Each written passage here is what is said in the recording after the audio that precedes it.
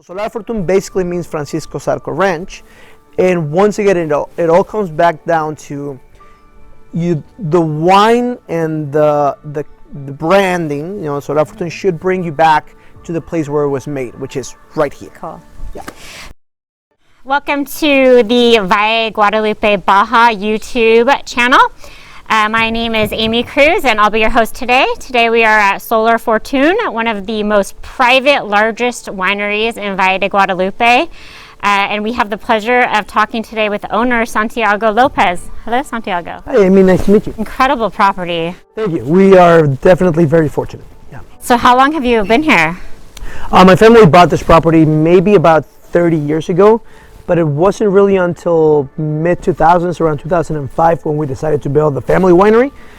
So this has been our life for the last 60 years. So, yeah.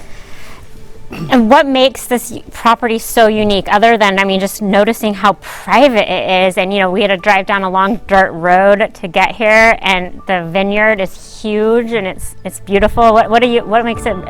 Talk about some of the weather elements. So this is definitely one of those locations that you need to get lost to get to. People get scared as they're driving in here for the first time, but that's part of the beauty of the location. As you can tell, we're in the middle of a canyon, all the way on the northeastern end of Valle de Guadalupe, and this canyon is basically ours. It's maybe about a mile long and about 120 yards across, and it has its own very unique microclimate. So we've got wind currents, we've got sandy soils. There used to be a big water pathway before we owned the property, and that really helps us produce some grapes that are very unique, at least in terms of Valle de Guadalupe's standard expectations for grapes.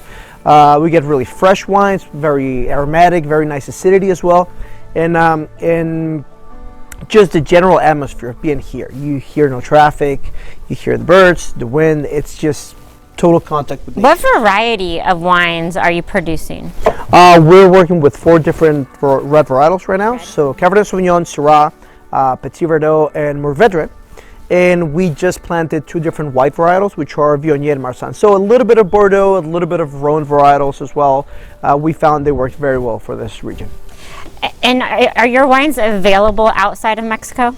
They are, yes. We just started going into the United States, so you can find a little bit of our wine in the United States right now.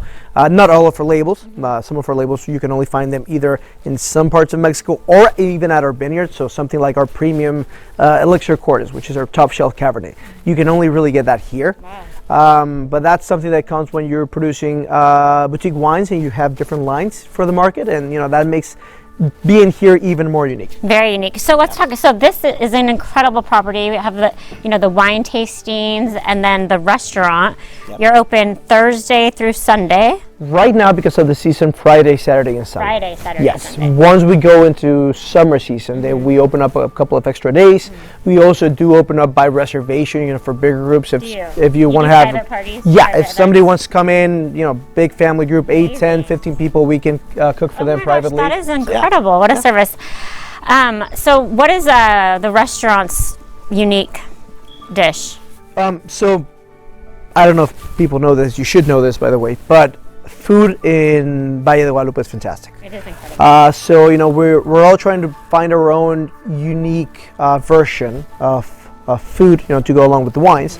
And something that we do here is, actually, my wife's the chef for the restaurant. Wow. And we try to produce very high quality food, but that is not overly produced. So we wanted the food here on this location to really feel in sync with the experience of being here, to being out in nature. We have our outdoors grill. We have most of the food just leans very heavily on very high quality ingredients and very simple preparations that just really enhance. Okay, I'm getting hungry. The wine tasting experience, and that's the idea. So the idea is the food is meant to pair with the wine. So everything, if you come to Solar Fortun and you order a glass of wine, we have the recommended dish for that glass of wine, or vice versa. You can order a dish, and then we can recommend the wine that goes with it. Is this pre-menued, or is it really a la carte? How do people order here? So it is a la carte, but we do spend a lot of time doing unique, specialized pairings for people, And like I said, let's say you come in and you want to do just a standard tasting at Solar Fortun. So you say, hey, can I have a tasting, but can I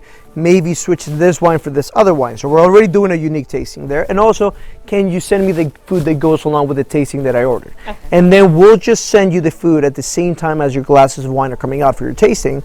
And you're basically doing an informal but fantastic food and wine tasting experience. So during the tastings, do you sit with the patrons and explain the different types of wines? Yes, we spend our time at the table. It's usually here at the vineyard, you're going to find either me, my brother. We have a couple of other staff members that are very well trained in wines. And the idea is not for you to just get your wine poured in your glass and that's it. You're actually going to get more information about why the specific vintage is behaving the way it is, or why this wine pairs so well with the octopus tostada, or like you'll get additional information which should help you have more context as you're experiencing the food and the wine. Yeah. So the property here is so beautiful, and I know you told me that your family bought the property 30 years ago, and you just started, well, about 18 years ago was it, you started planting the grapes. So tell us about the process of really getting this farm put together.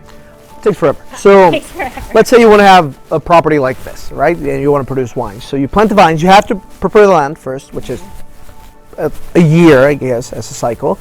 Then you plant your vineyard, which the vines usually, we buy them from certified nurseries either in the United States or in Europe. They get brought in here. You plant the vines, and then it's at least 3 or 4 years until the vine is strong enough to produce grapes that will produce good quality wine. Once you have the grapes ready, it's still going to be at least another 6 to 18 months, depending on the different wines that you're producing. So it takes we started to plant this in 2006. Our first commercial bottle was available in 2012. So it's a long process. You really need to love, being out here in the field and producing the wine, and you need to learn to be patient, really. But we love it. It's a fantastic career. Yeah. When did the name come to be? So Solar Fortun is basically, it's sort of like a partial joke, the chateaus, these castles. Right. And then, we were joking about naming this place a chateau something, but there was no chateau here. It was only just like dirt at the beginning of everything. So Solar is basically another word, a synonym for a rural property. In Fortun, inside of Valle de Guadalupe, there are 3 main sub-areas. So you have San Antonio de las Minas, which is right at the entrance to Valle de Guadalupe, so the southern end. Then you have El Porvenir, which is about halfway through, and Francisco Zarco is the northern end. We are located in Zarco right now. Zarco used to be a political journalist from the mid-1850s, and whenever he would write a column, he would sign it as Fortun. That was his nickname. So Solar Fortun basically means Francisco Zarco Ranch, and once again, it all comes back down to the wine and the branding. Solar Fortun should bring you back to the place where it was made, which is right here. Cool. Yeah. So I think you mentioned, correct me if I'm wrong, you're currently producing around 3,000 cases of wine a year. Yes. Now, is most of that wine being sold here at this exact location after the people come and try it, or how are? So right now, our numbers are probably around 35% of our wine is sold regionally, which means either both vineyard but also Ensenada in general. About 50% is sold on our national distribution across Mexico. Cool. And then about 15%, I hope I made my numbers right, is getting sent into the United States right now. Cool. Yeah. And what's your vision? Where do you see yourself here in 5 years? Ideally, we want to grow up to 12,000 cases here. We want to open up another restaurant at our winemaking facilities, which is right in front of the ocean. Where is it? It's in Ensenada, in the Sausal area. It's open right now?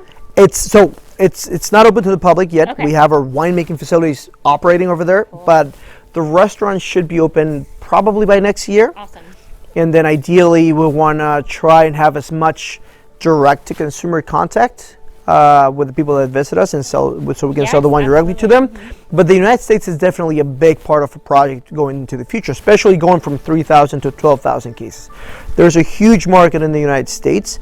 And we're also so close to each other. We're only at 60 miles away from each other. So we really want to enhance the interactions going both ways. So both from Americans coming down to Valle de Guadalupe, but also from our wine having more, what's the right word? Making it easier for people in the United States to find our wines over there. Mm-hmm. Your current collection does not include a Nebbiolo or a Temporino wine, correct? No. What was the decision-making process there? So we're still at a very young stage for Valle de Guadalupe development in terms of figuring out what works best. A lot of people really think, and I agree that it works very, very well, that Nebbiolo and Tempranillo are two varietals that really adapted to Valle de Guadalupe. We still wanted to try different things. So we, like I said, we originally started with two varietals from Bordeaux, which is a Cabernet and the Petit Verdot, and with Syrah and Mourvedre from the Rhone area. And something very unique that we found, which is going to be interesting for the more geeky viewers that we have, is Bordeaux and the Bordeaux varietals, so Cabernet and Petit Verdot, are a little bit more seasonal. So some years they're fantastic, some years they have a harder time. While the Rhone varietals seem to work very, very well every year. They're stronger against the elements. Exactly, they just adapted better to, at least to our particular canyon. So that's why the white varietals that we have, Viognier and Marsanne, which are also not that common on this side of the world, we decided to go for more Rhone varietals because we're assuming that they're going to be fantastic. Yeah. And this is one of them? This is actually our rosé. This is our Mourvedre rosé. It's called La Viña en Rosa. It's made out of Mourvedre, which is one of the traditional varietals that you will find on Provence rosés. And this particular vintage, I think it's the best we've ever made. So I'm super excited about this. Wow. So yeah.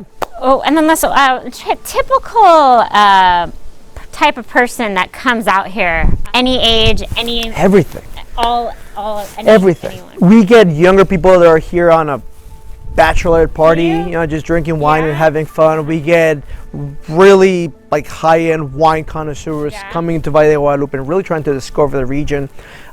We get just families. We get a lot of families here as well, which is fantastic because at the end of the day, you know, this is perfect location for families. And you said max capacity here is right now at so max capacity sitting at the same time about 95 people. We don't really rush people to flip tables here. We just like people enjoying their time at the table. So we usually sit about 160 people a day on a full day here, and we like it that way. I mean, we could fit a lot more chairs, but we appreciate a slower rhythm. Well, and I guess I have to make a comment here about these oak trees because they definitely are eye-catching and very much part of the scenery. Are oaks common in the valley? Somewhat. I mean, you do expect to see them, but they're not everywhere. The oak trees they're not as easy. You know, they don't just grow it anywhere. Usually properties in Valle de Guadalupe, they'll show up their one oak tree. They're like, oh, this is our oak tree right here and it's beautiful, and we've got like 40. So once again, we're super fortunate. This, like I said, it used to be a big water pathway. So there's a lot of water here, or at least more water in comparison to the other parts of Valle de Guadalupe. So yeah, we have tons of oak. Well, your wines sound amazing. I'm very excited to have people try them. And I think you mentioned a lot about the wine today, but if there was one favorite of yours from your own winery, what would it be? I mean, it obviously depends from vintage to vintage. I think I'm going to say that Syrah is my favorite varietal. I think it adapts it very well to Valle de Guadalupe. There's not that many Syrahs in Valle, but the ones that you can find tend to be great. So I would say Syrah. All right, well, definitely try the Syrah when you come here. Solar Fortun, Santiago López, thank you on behalf of Valle Guadalupe Baja.